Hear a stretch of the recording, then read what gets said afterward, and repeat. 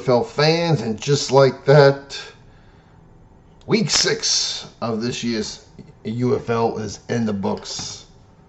In the last game of the day, the San Antonio Brahmas and the Birmingham Stallions, a rematch of last year's UFL championship, and this game was not much of a rematch at all.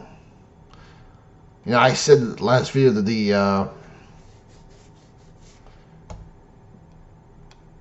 DC Defenders got a good old-fashioned ass from Michigan. I was wrong. The Stallions gave the Brahmas a good old-fashioned ass whipping. This, at least the other game, the Defenders showed some fight. They were in it for a little while. They showed life. The Brahmas didn't show anything in this game.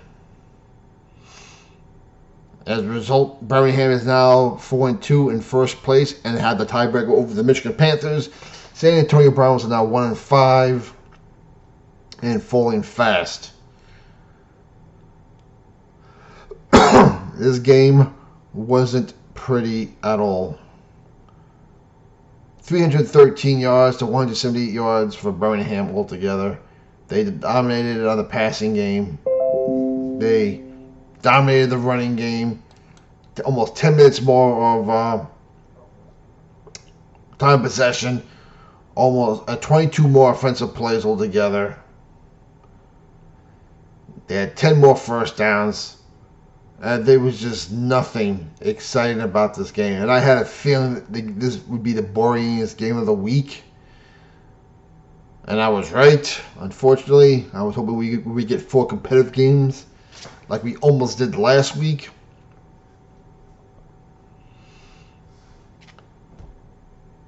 But you know you're a good team, even though the Stallions are not the team they were last year. When you have a guy like Case Cook as your third-string quarterback. Because Case Cook, as I remember when he played with the Philadelphia Stars, especially as a New Jersey Generals fan, I couldn't stand him. Not a bad day, though. 16-23, 166 yards, 2 touchdowns. Kevin Hogan had a good game, too. 17 of 26, 170 yards.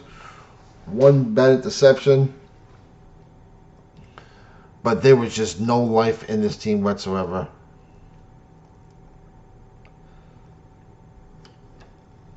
And you know what? I don't even want to talk about this game. That's how bad this game was. The Brahmas, as Joel Klatt said in the broadcast, are a shell of what they were last week. All right, let's go for Week 7's game. These same San Antonio Brahmas will be playing a home game, finally another one, against the Defenders on the Fox Friday game of the week. The Saturday afternoon game, Michigan and Arlington, which I think right there is your game of the week. Because we have the doubleheader Sunday, the noon game, Birmingham and Houston. That's going to be a good game now. Houston's got some life there, but they're playing with some heart.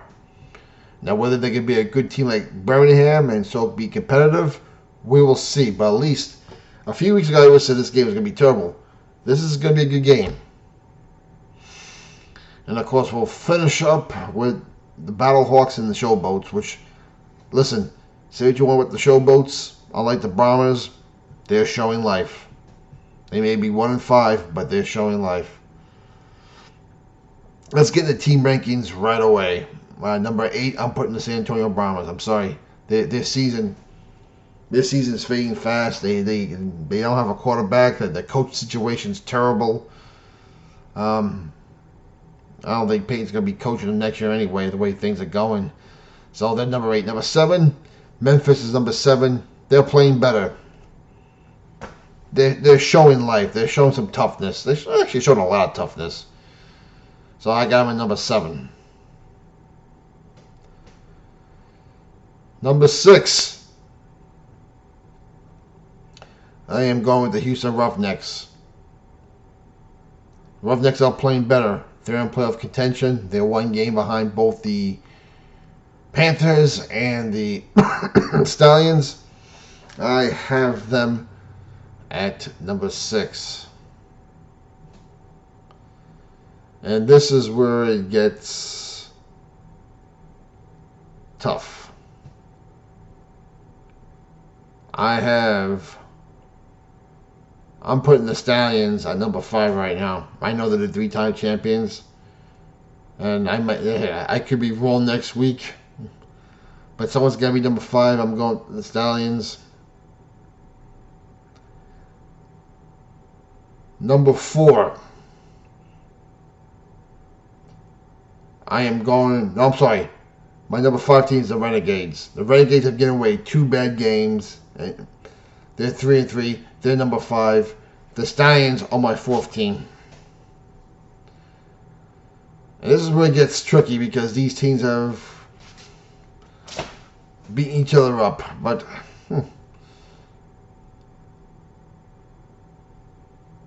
I'm going with the Battlehawks still with the number 3 team. I am putting the DC Defenders at number 2. And I got the Michigan Panthers at number 1. Yes, I know the Panthers have not defeated the Stallions one time since this league has come back. I understand that. But right now, I like the way they're playing. Bryce Perkins right now would be my MVP of the league for the first 6 weeks. And I think this guy was benched, and what brought him back was Etling got hurt. Might be the best thing for the Panthers, because right now he looks like he's going to be the offensive MVP for the 3rd week in a row, and is definitely on his way to being the league MVP. We'll see. My defenders have the same problem. They don't have the killer instinct in the red zone. The Battlehawks are the same problem. When they play a big game, will they come through? Because I'm sorry, the Battlehawks do not win very big games. Don't get me wrong. They played well this weekend, and they played well last weekend. But we've seen this before with the Battlehawks. When a big game happens, will they be there? So, but listen, if you wanted to put the DC Defenders number 1, or if you want to make a case for the Battlehawks number 1, I really have no problem. This is just my opinion. Now, things I've noticed from week 6. For one thing, we have a lot more parity this year than we did last year, and this is a good thing for the league, because this week we're going into week 7 with 6 teams still being in the playoff hunt. Last year we knew who our 4 teams were pretty much were at this point, unfortunately. And that's the case. And I would say that despite the fact of the records, Memphis can still play spoiler and hurt a lot of teams. And strangely enough, I am still going to give the benefit of the doubt that the Browns are capable of the same thing. After all, they did beat the Defenders this year. And because there's no red parity on any given day, one team could be another, and we've seen that this year. 2, my goodness, Bryce Perkins is no doubt the league MVP right now. Someone prove me wrong. Has there been a more exciting player this year? I mean, don't get me wrong. Luis Perez is Luis Perez. He's still the same. He's the Spring King. I get it. Jordan Tamu has been there for 3 years now. Consistent winner, consistent gamer. But Bryce Perkins has been something special. 3, the coaching carousel for 2 of the 3 teams has been disaster this year. Memphis, I thought Memphis was going to be so much better with Ken Woods and Hunt. Unfortunately, that has gone to hell. Wade Phillips being gone from San Antonio. This team is a shell of itself from a year ago. It just is. Even 2 years ago. I don't recognize this team. Wade Phillips, if you get better fast, please come back. I know what your situation is, but we need you back. 4, Jay McClendon, 29 years old. Man, he has given the Roughnecks life. And you gotta ask yourself, why was he out there so long no one picked him up? I'm starting to feel the same by AJ McCarron right now. San Antonio, hint, AJ McCarron's still out there. Whether he wants to play or not, because I heard he does, but he wants to play in the division rival to play against the Battlehawks. What do you got to lose? Your season's going to hell. 4, the technology thing. The way they measure first downs with the computer, I absolutely love it. I would say I wish the NFL were adopted, but then they'd just be stealing more stuff from the UFL, and I kind of want the UFL to be different from the NFL.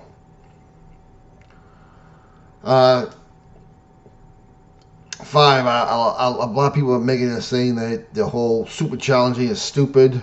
No, I don't think it's stupid at all. I like it very much. And people have a problem with Pereira and Blandino. I don't. I mean, they're transparent everything. I mean, you're mad at the NFL because nothing's transparent, and now you're mad at the UFL for being very transparent. I'll take my chances with things being transparent every day. Number 6, Abram Smith. I was hoping he would have the year he would have 2 years ago. Abram Smith, the running back, the first overall draft pick, I think, was for the Defenders a couple years ago. Not having the year I was hoping he would.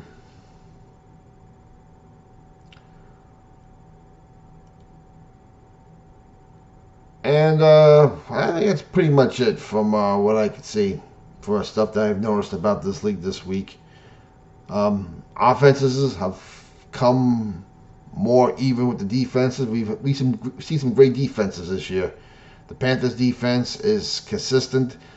DC seems to be attack, and very hit or miss. St. Louis and Arlington also have good defenses. The Roughnecks. I mean, listen. Overall, a lot of parity in the league. And the last 4 weeks should be real fun. Comments down below. What's your opinion? Like to know? Did I get my rankings right? Tell me where I'm wrong. Tell me where you agree. Or just tell me anything, period. For the love of football, we'll talk to you probably on Tuesday when the rains come out and the players of the week come out. And you all have a good night.